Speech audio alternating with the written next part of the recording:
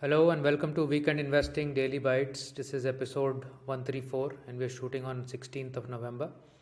Today I'm going to go over the reasons why weekend investing does not follow fundamentals. We get this question a lot, that why don't we merge fundamentals with momentum? And I'll give you my reasons for it, rightly or wrongly. You can be the best judge for it. We've been running this for a good 5.5, in fact more than that, years, for thousands of users, and in my own account for almost a decade. So the results are there as a proof of the pudding. But let's go to the market and see what happened today. So market were largely in the red, led by the banks, and minus the auto sector, which was buoyed by the news that uh, the semiconductor shortage that was happening for the chip industry, that seems to be easing out. So Maruti and several other ancillary stocks also jumped today.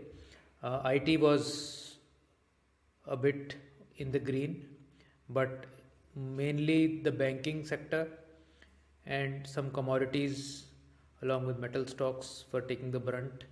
FMCG were also lower. I think this WPI at high levels seems to have uh, you know scared a lot of positions in the market, and people are now expecting earlier rate hikes to happen. Although RBI is continuously, the narration is coming that they are not looking for a hike anytime soon. However, the market seems to be pricing in a hike uh, in the coming times. In terms of the performance, in the last month or so, pharma, public sector enterprises, and metals have lost the most. PSU banks still have, in the last 1 month, not done so badly, although in the last 1 week they have been the worst hit.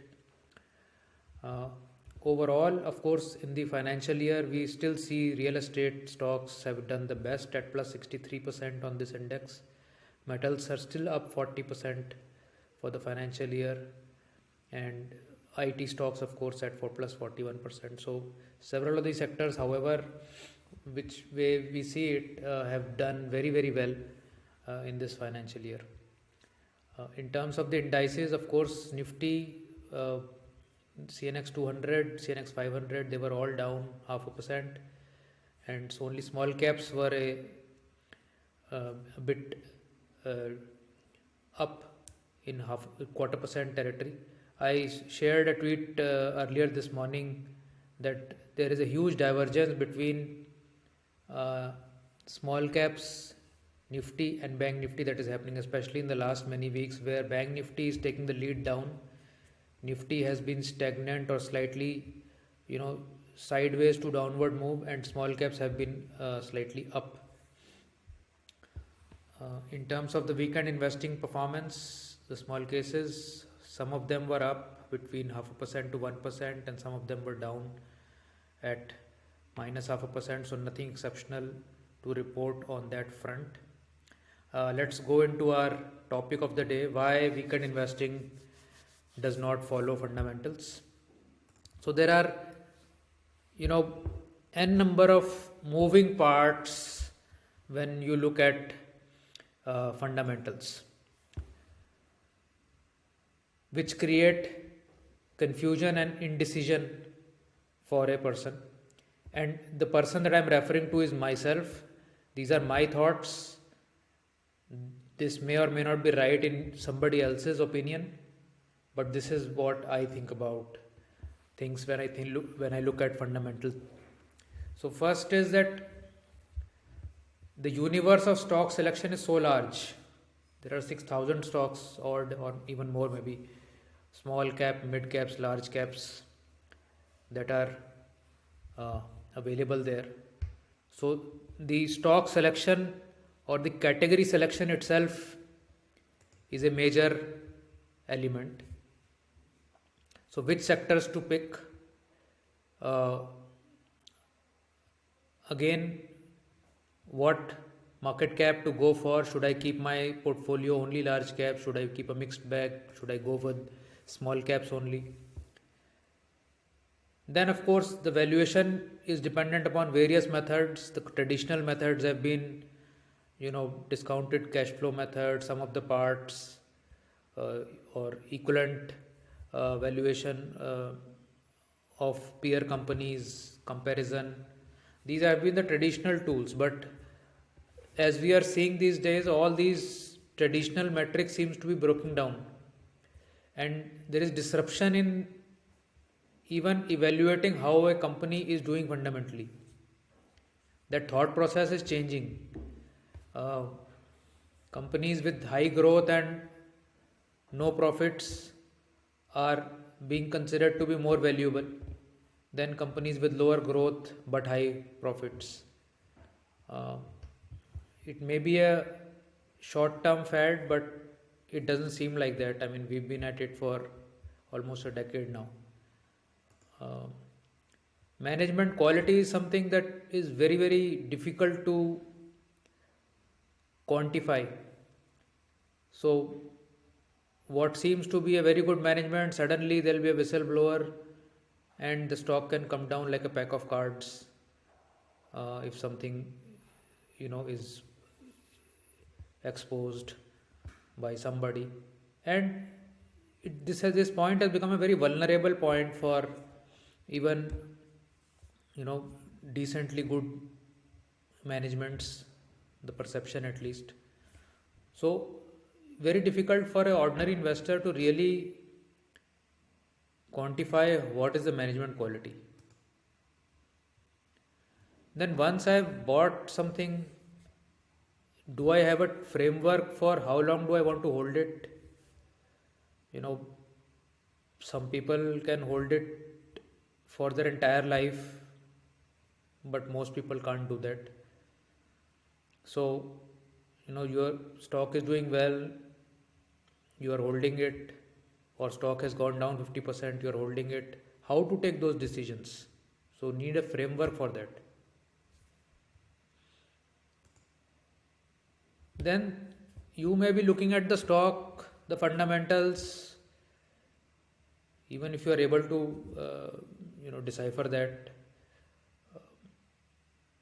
But then there may be externalities, liquidity flows going away from emerging markets. MSCI selects a particular stock into their index, takes out that stock from their index.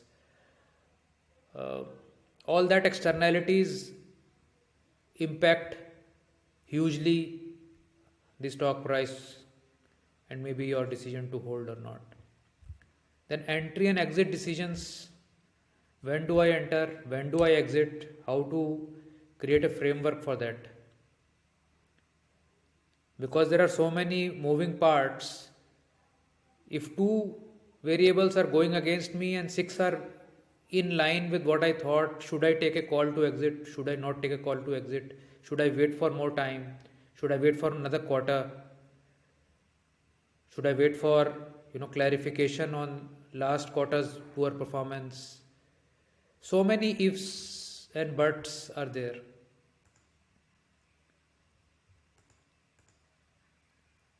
Then how to construct the portfolio itself? How much should I allocate to each stock? Should it be a concentrated portfolio like, let's say, how Pobrai does it, 4 stocks? Or should it be a hugely diversified portfolio, maybe like Warren Buffett does it, or maybe like a lot of other portfolio investors who recommend a lot of diversification. So the portfolio construction itself and how the sectors will be arranged in that, and how the different market caps will be arranged in that, and what will be the sort of hedge within it against some unforeseen events, etc. So that all is a part of portfolio construction. Risk assessment. How do you assess overall risk of that portfolio and make sure that in case there is a systematic move, then you can protect some part of your portfolio. Uh, and how correlated are the stocks or the sectors that you have chosen within the portfolio, whether some of them are defensive, whether all of them are aggressive, whether all of them are high risk or old brick and mortar type, or more of new age type of companies. And then of course a lot of other externalities, interest rate cycles, how's the inflation going, where is the oil price, where is the currency going, where is government policy, where is taxation on that particular sector, etc, etc, etc. So many different variables can impact your decision making, the way the stocks will react, the way the runway for that particular stock or promoter or for that company will be available. You may have a fantastic promoter, you may have all the abilities, but if the government policies are such that people are leaving that sector, what will a good promoter do? So many moving parts. For me is a chakravyuh which is very difficult to break, at least for me. So from my perspective, it was should I do fundamental or should I do price based system? So I'm giving you more details about how I think about these two, one against each other. And I'm not saying one is right or the other is wrong. I'm just saying my perception is this way. You are free to choose whether you call my opinion wrong or you call the other opinion right. That is up to you. So fundamental performance, forecasting of the performance of the asset. Today you have a company and there is a number of variables around it: management, vendors, clients, debt situation, so on and so forth, runway for the company. And you're forecasting the performance of that asset and that sector, assuming certain assumptions, 1, 2, 3, that those are my assumptions, that if this is this way, then this should happen. So my individual psychology is involved in assessing the performance of this asset, which may be right or wrong, that's fine. Whereas in a momentum strategy, what we are saying is that my perception does not matter. I am a nobody. I am following the price action, not forecasting anything. And that price action is based on the mass market behavior. So it is actually the very opposite of what I mentioned in the first column, is that there is no individual psychology involved here. It is all about how the entire world is seeing it, and I am just flowing along with it. It is sort of you are like a rudderless ship which is taking the course of the flow of water, and you're not fighting the water.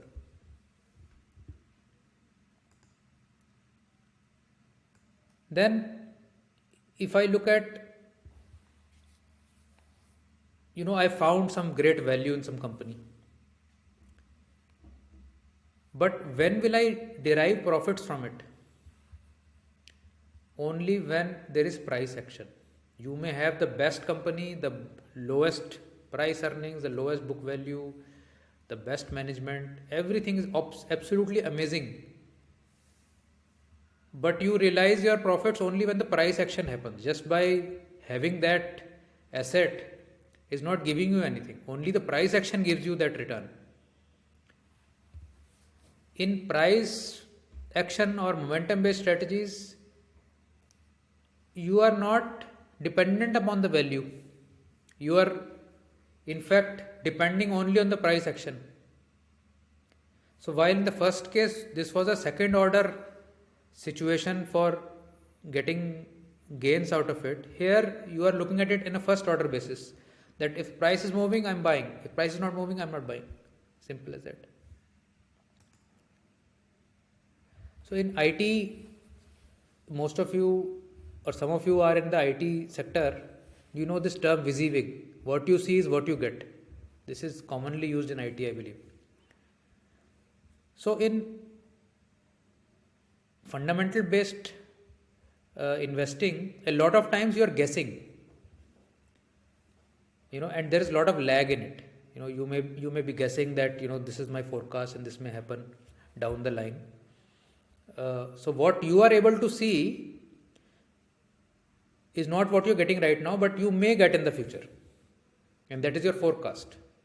Whereas in price action based strategy, there is no lag. It is right there in front of you. What you see, what you get. If you are seeing a price move up, that's there right now, and it is no forecast. There is no lag. There is crystal clear situation in front of you. You don't have to guess, right? Okay, so now let's say again we have a great fundamental company, and for next many years, let's say foreign funds or liquidity flows somehow get out of the market.